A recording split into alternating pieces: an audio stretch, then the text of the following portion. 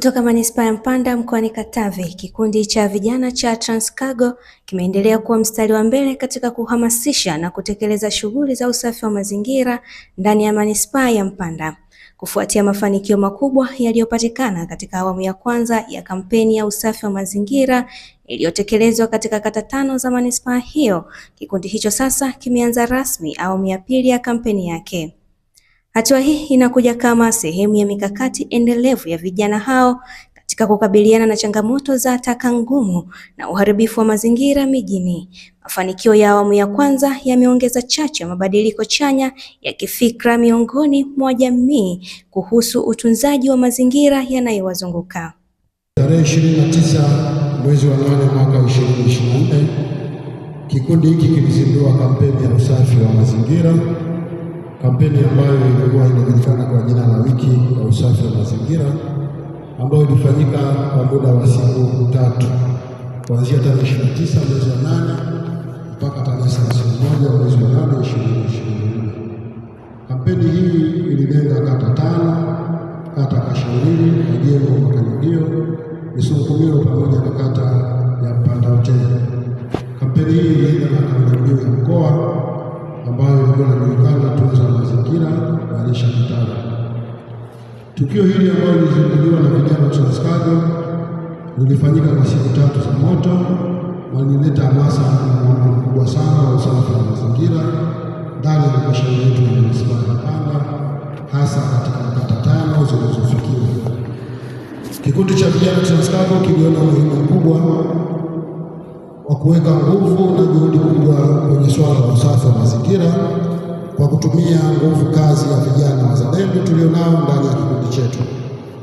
Baada ya kampeni hii kuhitimishwa tarehe 31 mwezi wa 8 2024 ndani ya kata ya Mpanda Hoteli, tuliona sasa mwamko mkubwa ndani ya manispaa yetu ya Mpanda kusogea kidogo juu kutoka kuwa halmashauri ya mwisho kwenye swala la usafi wa mazingira ndani ya halmashauri zote kwenye nchi yetu, hatua iliyofanya kampeni hii kufanikiwa kwa asilimia 66. Lakini pia kampeni hii ilileta hamasa na kuongeza mwamko, lakini pia ilileta asilimia 72 za ongezeko la usafi kwenye kata hizo 5 nilizozitaja, lakini iliongeza asilimia 48 ya usafi wa mazingira yote ndani ya halmashauri yetu ya manispaa ya Mpanda. Maeneo ya wazi, barabara, mitaro, masoko, taasisi za umma pamoja na kaya, maeneo haya yote yalifikiwa na hali ya usafi ilibadilika kwa kiwango cha juu zaidi ndani ya muda mfupi wa siku 3, hali ambayo ilituonyesha sisi kama kikundi kuwa kumbe swala la usafi wa mazingira linawezekana kama likiwekewa mikakati mizuri ipasavyo. Awamu hii inalenga kupanua huduma kwa kufikia kata nyingine 5, hatua itakayofanya jumla ya kata zitakazonufaika na kampeni hiyo kufikia 10. Lengo kuu ni kuendelea kuimarisha usafi wa mazingira, kuhamasisha ushiriki wa wananchi katika shughuli za usafi na kuchangia katika kuboresha afya na mazingira ya wakazi wa manispaa ya Mpanda. Kampeni hii inaenda kugusa kata 10 kama ifuatavyo. Zile kata 5 za awamu ya kwanza tunaongeza kata nyingine, ambapo itakuwa ni kata ya Uwanja wa Ndege, kata ya Majengo, kata ya Kashauri, kata ya Misukumiro, kata ya Kawajense, Mpanda Hoteli, Makanyagiyo, Semlwa, Ilembo na Kazimu. Zoezi ambalo sasa kupitia nguvu kazi ya vijana tulionao watapita kwenye kata zote hizi kwa ajili ya kuhakikisha tunashirikiana vizuri na wadau na viongozi ambao wako hapa kwa ajili ya kufanya usafi kwenye kata zote nilizozitaja. Sasa kwa ridhaa yenu naomba nisome moja kwa moja ratiba ya zoezi la usafi wa mazingira kupitia jukwaa hili la usafi wa mazingira ndani ya halmashauri yetu ya Mpanda, ambalo limezinduliwa siku ya leo tarehe 18 mwezi wa 6 2026. Tukio hili litaanza tarehe 22 na 23, ambayo kata ya kwanza itakuwa ni kata ya Uwanja wa Ndege, ambapo kikundi cha vijana kitakuwa huko na makutano yatakuwa ni ofisi ya kata. Muda ni saa 10 kamili za jioni.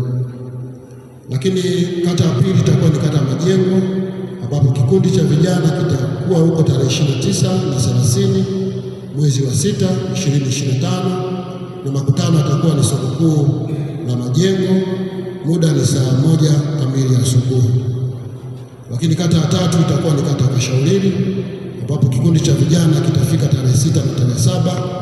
Huu utakuwa ni mwezi wa 7 2026. Makutano yatakuwa ni ofisi za kata Kashaulili, muda ni saa 12:30 asubuhi.